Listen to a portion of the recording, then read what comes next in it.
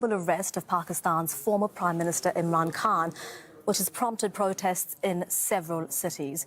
Well, from Lahore, let's speak to former Pakistan Prime Minister Imran Khan. Mr. Khan, thank you for your time. Why won't you comply with the arrest warrant and allow the law to take its course?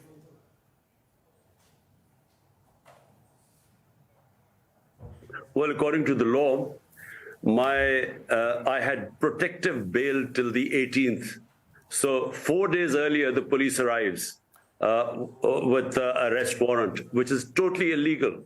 So what we are doing is we are waiting for tomorrow morning when we will again appear, my lawyers will appear in court and challenge this warrant of arrest. Recording stopped. And in the meantime, you've released a video and you're asking your supporters, and you have a lot of passionate supporters, you're asking them to come out and fight for what you say are their freedoms. Are you not worried that your message asking people to fight could result in violence?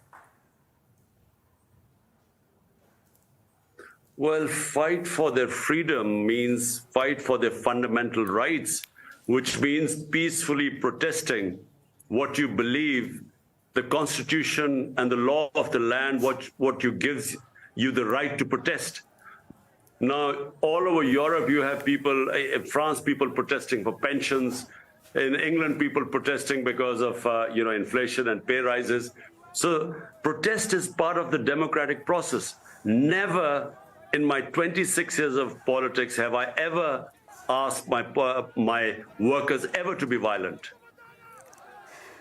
And the arrest warrant, Mr. Khan, that you're facing, it's in relation to a case where the government is accusing you of buying gifts given by foreign dignitaries from the state gift depository, failing to disclose the assets and declarations submitted to the Election Commission. What's your response to this charge that the police are trying to arrest you over?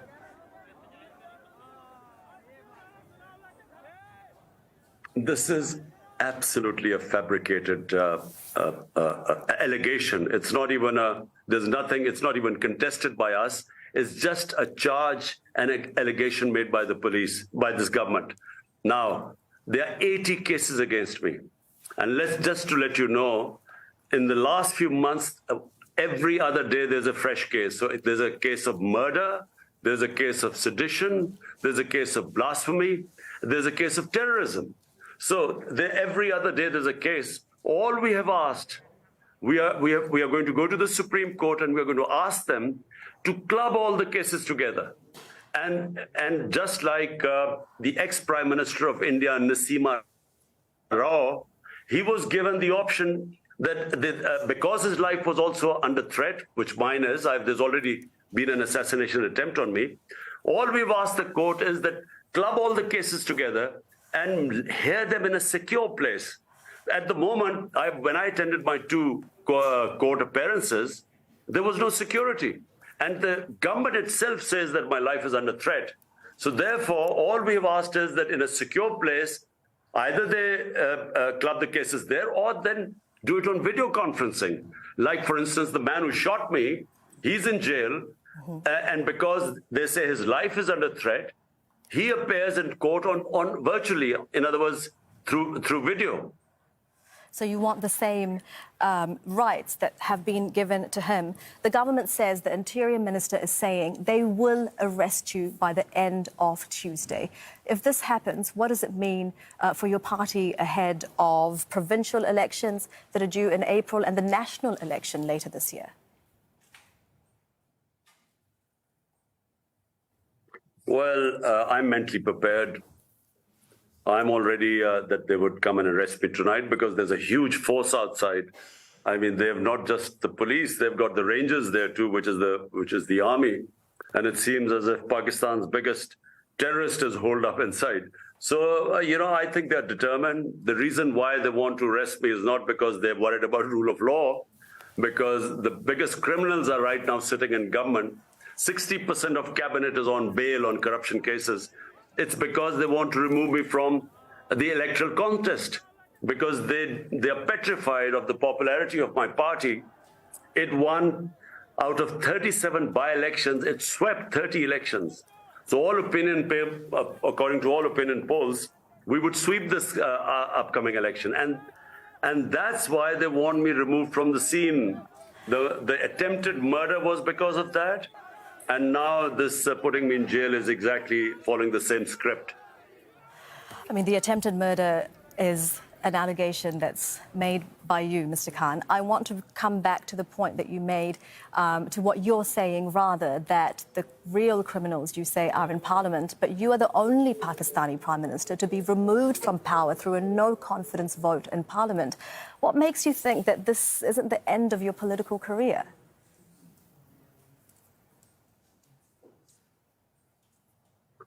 Well, normally when someone is removed from power, it means that they have to be prepared for political wilderness for quite some time.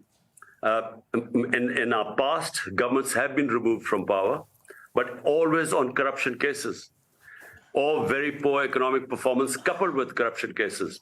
This is the only time a government had a track its performance according to the Economic Survey of Pakistan, which is an annual publication of the country's yearly economic performance.